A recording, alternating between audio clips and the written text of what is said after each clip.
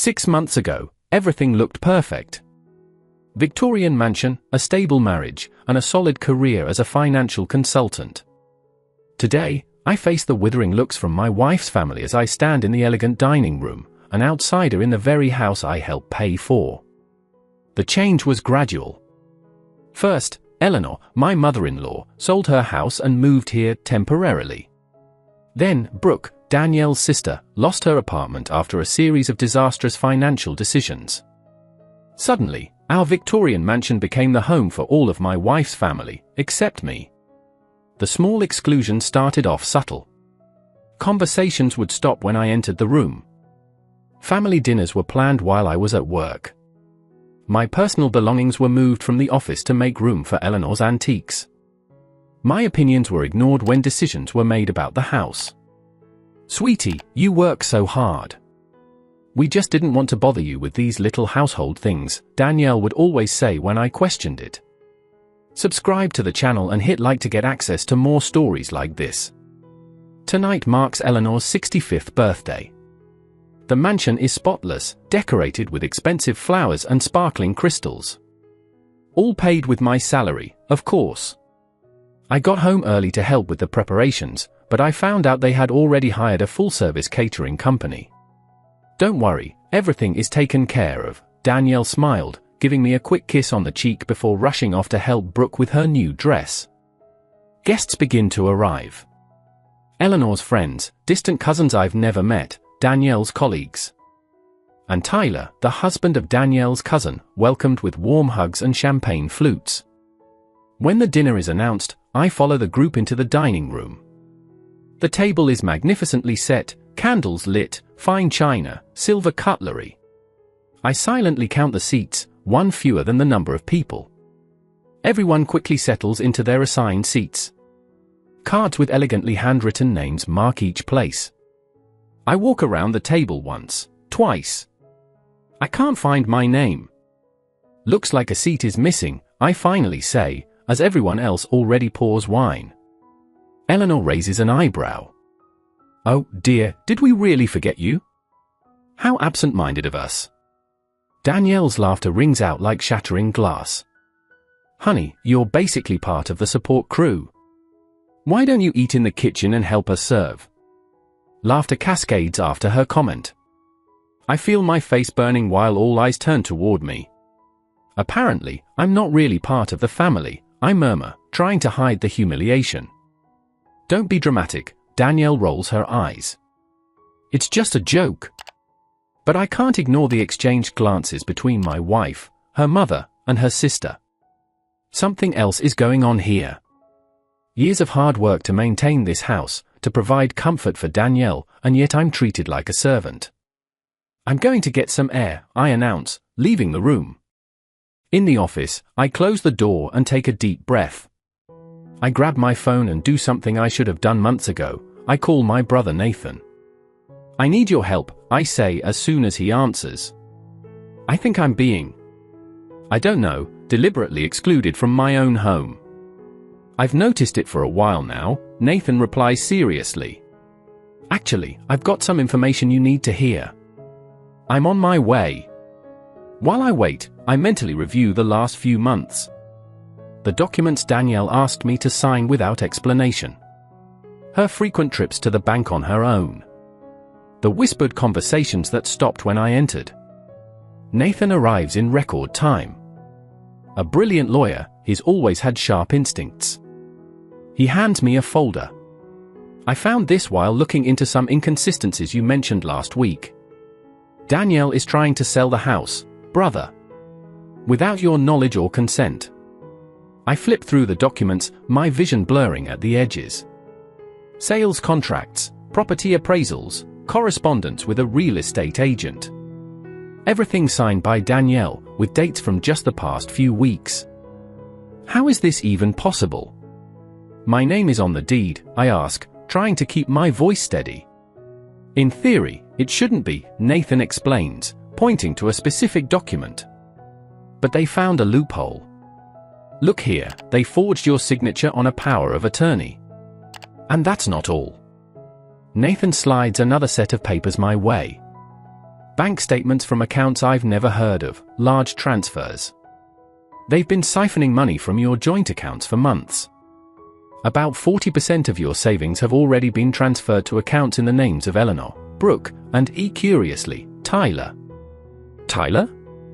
Danielle's cousin's husband. Exactly. But I suspect he's being used without even knowing it. Look at the transactions, they always happen on the days he comes over, probably when they get access to his phone to confirm transfers. Nausea rises in my throat as each piece of the puzzle falls into place. The frequent trips to the bank by Danielle. The forced smiles when she was asked about finances. The growing coldness. Let's go back to the dining room, I decide, swallowing the lump in my throat. I want to hear it straight from them. Nathan nods, methodically organizing the documents. Stay calm. Let me lead the conversation. I've already taken legal steps to protect your assets, but we need them to come clean. We return to the dining room where the party is still in full swing. Tyler is telling a story, waving his arms excitedly as everyone laughs. Danielle looks up when we enter, her smile faltering as she sees Nathan. Nathan! What a pleasant surprise! I didn't know you were coming, she exclaims, rising and walking toward us with measured steps. Her eyes alternate between us, clearly calculating the situation. I just stopped by to drop off some documents my brother needed to review, Nathan says courteously. Documents about the sale of the mansion. A heavy silence falls over the table. Eleanor slowly lowers her wine glass.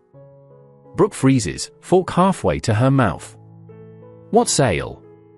Tyler asks innocently, looking around. Are you selling this wonderful house? Danielle forces a laugh. I don't know what you're talking about, Nathan. There must be some mistake. No mistake, Nathan moves forward to the table, placing the documents on the white linen tablecloth. I have here contracts signed by you, Danielle, dated 3 weeks ago, putting this property on the market for $2.3 million. Curiously, with a signature that's supposedly mine, but any expert would easily identify as forged. The guests start shifting uncomfortably in their chairs. An elderly woman mumbles something about needing to go to the bathroom. A couple exchanges significant glances. This is a private matter, Eleanor interjects firmly. Maybe we should discuss this later. Why delay? I finally retort, finding my voice. Aren't we all family here? Or at least, that's what I thought until I realized there's no room for me at the table. Nathan continues relentlessly. I also have documentation of systematic bank transfers. It's interesting how my joint accounts with Danielle have been gradually drained over the past few months. Brooke pales, her hands visibly trembling as she reaches for her water glass, accidentally knocking it over. The liquid spreads across the white linen like a growing stain. This is outrageous! Eleanor exclaims, slamming her hand on the table. How dare you come to my birthday with these baseless accusations? Baseless? Nathan raises an eyebrow, sliding another document across the table. Then how do you explain this bank account in the Cayman Islands, opened in your name, receiving monthly transfers from my savings? Tyler stands abruptly, knocking his chair over. Hold on. Why is my name on these papers? I didn't authorize any transfer. Danielle reaches for Tyler's arm. It's not like that, Tyler. It's just a misunderstanding. Misunderstanding? Nathan laughs grimly. The courts won't see it that way. Forging signatures, embezzling funds, opening offshore accounts without the spouse's consent, that's financial fraud, Danielle.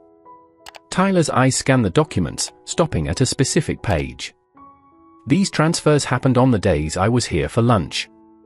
He turns to Danielle, a look of realization spreading across his face. You were using my phone to take pictures, remember? That was what it was for. Tyler, dear, you've got it all wrong. Eleanor tries to intervene. Don't call me dear, Tyler cuts in, retrieving his jacket from the chair. I want no part of this fraud. If my name was used without my permission, I'll file a formal complaint first thing tomorrow. He turns to me. I'm sorry, man. I had no idea. With that, Tyler leaves, followed by other guests who murmur embarrassed apologies. Danielle stands up, her face turning into a mask of contained rage. You're ruining everything. We had the perfect plan. So you admit it? I ask, feeling a strange calm taking over. You plan to rob me and then leave me with nothing. Don't be ridiculous, Eleanor interjects. Danielle, don't accept this. He's bluffing. Nathan smiles for the first time that evening. Oh, he's not bluffing. And we've already obtained a temporary court order freezing all the accounts identified in this scheme. The sale of the house has been blocked, and the bank has been notified about the forged signatures. You can't do this. Brooke shouts, her face contorted with anger. This house is ours. Actually, according to the prenuptial agreement that you conveniently forgot, Nathan continues, my brother is entitled to 50% of the property's worth, given his substantial contributions. And that's not even counting potential damages for emotional distress and attempted fraud. Danielle's face loses all color. You don't understand. Mom needs the money. Her investments collapsed, and Brooke has debts. So that's it? You were using me as your financial lifesaver all along. Danielle hesitates, and that moment of silence is the only reply I need. It's over, I declare, turning to leave. I'll be staying at a hotel tonight. I hope the house is cleared of personal belongings when I get back tomorrow. You can't kick us out. Eleanor protests. This house has been in the family for generations. And it will stay in the family, Eleanor, I reply, pausing at the door. Just not in yours. I leave the dining room, with Nathan a few steps behind. For the first time in months, I feel a weight lifted off my shoulders. The night air feels fresher, cleaner as we step out onto the balcony. I've got a guest room set up for you, Nathan offers, putting a hand on my shoulder. And we'll start rebuilding your life tomorrow. I glance at the Victorian mansion one last time before getting into the car. The lights shine through the ornate windows, illuminating a world I never truly belonged to. But now, finally, I'm free to build my own path. A month has passed since that fateful night. I'm sitting in Nathan's office, going over numbers for our new joint venture, a financial consulting firm specialized in protecting people from family fraud. It's ironic how life works. Another client confirmed for tomorrow, Nathan announces as he walks into the room with 2 cups of coffee. A situation similar to yours. Wife and brother-in-law trying to transfer properties to offshore accounts. We're helping more people than I ever imagined, I remark, accepting the coffee. Who would have thought that my personal disaster would turn into a thriving business? Nathan smiles as he sits in the chair across from me. Speaking of personal disasters, I got some news about Danielle and the gang. I'm not surprised. News about my ex-wife's family keeps coming through mutual friends and the inevitable gossip circuit around town. Part of me wants to move on without looking back, but another part, the part still processing the betrayal, cannot help but be curious. And Eleanor had to sell almost all of the family jewels, Nathan continues, checking his phone. Apparently, her bad investments were even worse than we thought. She was almost completely bankrupt. And Brooke? Ah, that's an interesting one. The bank foreclosed on the loan she had taken using Tyler's name as collateral. He ended up suing both the bank and Brooke. He won against the bank, which is now after her to recover the money. I take a sip of coffee, letting the information sink in. I don't feel joy at their suffering, just a strange sense of cosmic justice being served. And Danielle? Nathan hesitates. Socially, she's in a slump. The scandal spread quickly after Tyler filed the lawsuit. No one wants to be associated with that family anymore, especially not Eleanor's old friends. They're pretty much isolated now. I remember how much Danielle always valued her social status. How the events at the mansion were meticulously planned to impress, to uphold the family's status. The rejection by her social circle must have been a devastating blow. The irony is they could have continued comfortably if they'd been honest, I observe. I never cared about the mansion itself. I would have agreed to sell and split the assets if their financial situation had really been that dire. That's the problem with people like them, Nathan replies, setting his cup on the table. They'd rather cheat than ask for help. Pride destroys more fortunes than any economic crisis. My phone buzzes with a notification. It's an email from Danielle's lawyer, finally agreeing to the final terms of our divorce. No more contesting, no more delays. Looks like it's officially over, I say, showing the screen to Nathan. She signed the papers. Congratulations, you're free. Nathan raises his cup in a symbolic toast. How do you feel? I take a moment to reflect, searching inside for the honest answer. Relieved. Sad about the time lost. But mostly hopeful. Hopeful is good, Nathan agrees. Speaking of hope, that house you visited last week? The owner accepted your offer. A genuine smile forms on my face. The house is smaller than the Victorian mansion, but it has its own charm. Located in a quiet neighborhood, with a small garden in the back where I can grow the plants Danielle always considered a waste of space. When can I sign the papers? Tomorrow at 10. And this time, read everything before you sign, Nathan jokes, reminding me of how I'd always sign documents at Danielle's request without question. Lesson learned, I assure him, standing up to look out the window. The fall is starting to color the city's trees, turning the landscape into shades of red and gold. A time of change, a time for renewal. A year has passed since that birthday night that changed the course of my life. The business with Nathan is thriving beyond our initial expectations. We've hired 2 additional lawyers and a team of forensic accountants. Our reputation has grown as experts in asset protection and detection of family fraud. My new house has truly become my home. Furnished with pieces I chose, decorated to my own taste, with a thriving garden in the back. No aristocratic pretensions, no burden of someone else's family history. Today, for some inexplicable reason, I decided to drive through the neighborhood where the Victorian mansion is located. Maybe I was looking for closure, or maybe I was just feeling nostalgic for what I once believed was my home. Rounding the corner, I see the mansion in the distance and hardly recognize it. The garden that was once meticulously maintained is now abandoned, with weeds overtaking the flower beds that used to display award-winning roses. The paint on the facade is peeling in several places, revealing the aging wood underneath. 2 second-story windows are broken, haphazardly covered with plywood. I slow down, noticing more details. The ornamental fence that once surrounded the property is missing several sections.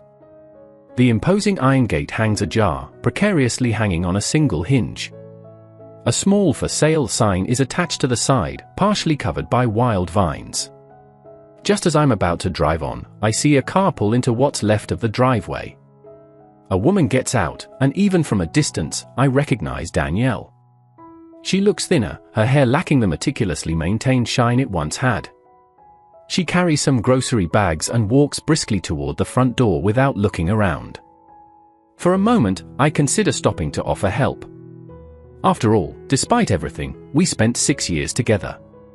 But then I remember the laughter around the dining table, the calculated coldness with which they planned to strip me of everything, the disdain in their eyes when they confronted me. I keep driving, leaving the past where it belongs. 3 blocks later, I park in front of a local coffee shop. The owner, Sophia, waves at me through the window. We started meeting regularly a few months ago after we met at a charity event. She's a widow, genuine, with a sense of humor that makes me laugh for real. You seem pensive today, Sophia comments as I approach the counter. Just revisiting the past, I admit, accepting the cup of coffee she hands me. Literally. Sophia nods understandingly. She knows my story, has listened during nights when I needed to vent, without judging, without offering unwanted advice. So, how was it? She asks, joining me at a table near the window during her break. Educational, I reply after a moment. I saw clearly how I was trapped in a life that never really belonged to me. How I tried to fit into a mold that was never made for me. And now? Now I've built something genuine. A business based on helping vulnerable people. A home that reflects who I really am. Honest relationships. Sophia smiles gently, covering my hand with hers. Sometimes you have to lose something valuable to discover what really matters. I look out the window at the bustling street, at people hurrying along their paths, each carrying their own unseen stories, victories, and defeats. You know what else I learned this past year? I ask, turning my attention back to Sophia. What's that? That family isn't defined by blood or marriage. It's defined by mutual respect, honesty, and a sincere desire to see each other prosper. A valuable lesson, Sophia agrees, lightly squeezing my hand. The most valuable of all, I confirm. And the only thing I'm grateful for from that birthday night. It taught me that sometimes you have to lose your seat at the table to find your real place in the world. The cafe door chimes as Nathan enters. He sees us and smiles, walking over. Sorry for the delay, he says, sitting down with us. The judge finally granted the protection order for our client from last week. A complete win. We raise our cups in a silent toast. To truth, to justice, to fresh starts. Looking at these friendly faces, at this welcoming space, I feel a deep certainty. No matter how many seats are missing at the table, there's always a place in the world for those who choose integrity over convenience, truth over appearances, and inner peace over Victorian mansions. Subscribe to the channel and hit like to get access to more stories like this. The life I've built from the ruins of betrayal is more genuine and satisfying than any aristocratic fantasy I once believed was mine. And so, ironically, I owe a quiet final thanks to Eleanor, Brooke, and Danielle. In their attempt to destroy me, they freed me to find who I really am.